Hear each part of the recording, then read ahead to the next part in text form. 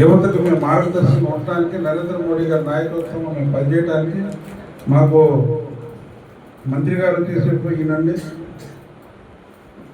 జితన్ రామ్ గారు అని చెప్పి బీహార్ మాజీ ముఖ్యమంత్రి గారు. ఈయన ఇప్పుడు దీనికి మంత్రిగా ఉన్నారు. సహాయ మంత్రిగా వచ్చి మేడం బెంగళూరులో ఉంటారు. ఈవిడ వచ్చేసి శోభ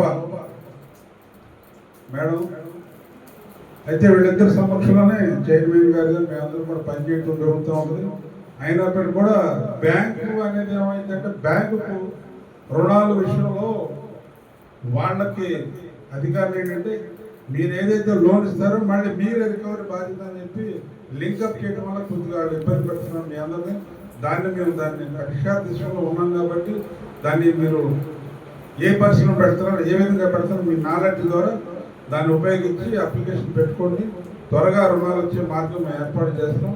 ఎందుకంటే నాణ్యత విషయంలో మీరు రాజీ పడకుండా ఎప్పుడైతే ముందుకు వెళ్తారో ఈ ఒంగోలు అనేది ఆంధ్ర తెలంగాణ కాకుండా భారతదేశంలో ప్రపంచంలోనే ఎట్లయితే ఇక్కడ గ్రానైట్ మంచి పేరు వచ్చిందో ఆ విధంగా ఎట్లయితే ఒంగోలు గిత్తలంటే మంచి పేరు వచ్చిందో అందువల్ల మీ అందరూ కూడా మంచి పేరు రావాలని చెప్పి ఎంఎస్ఎంఈ రుణాల ద్వారా నా వంతు పాత్ర ఎప్పుడు కూడా మీతో ఉండదని చెప్పి మరొకసారి అందరూ తెలియజేస్తున్నాను. ఇంకేమైనా ఇబ్బందులు ఉంటే నాకు దృష్టికి తీసుకురండి. నా నెంబరు మన స్వామి గారి దగ్గర ఉంది, మన అధ్యక్షులు వారు ఉన్నారు. వాళ్ళందరితో కూడా మాట్లాడి నేను మీకు కావాల్సిన ఏర్పాటు నేను చేస్తాను. అట్లాగే మినిస్టర్ ఆఫ్ సోషల్ జస్టిస్లో కూడా ఉన్నాం మేము. ఏదైనా దాంట్లో కూడా ఏదైనా ఇబ్బందులు ఉంటే నాకు తెలియజేయండి. 2 రాష్ట్రాలకి నేను ఇన్ఛార్జ్గా ఉన్నాను. Minister of social justice and empowerment government of ఇండియాలో ఉన్నాను.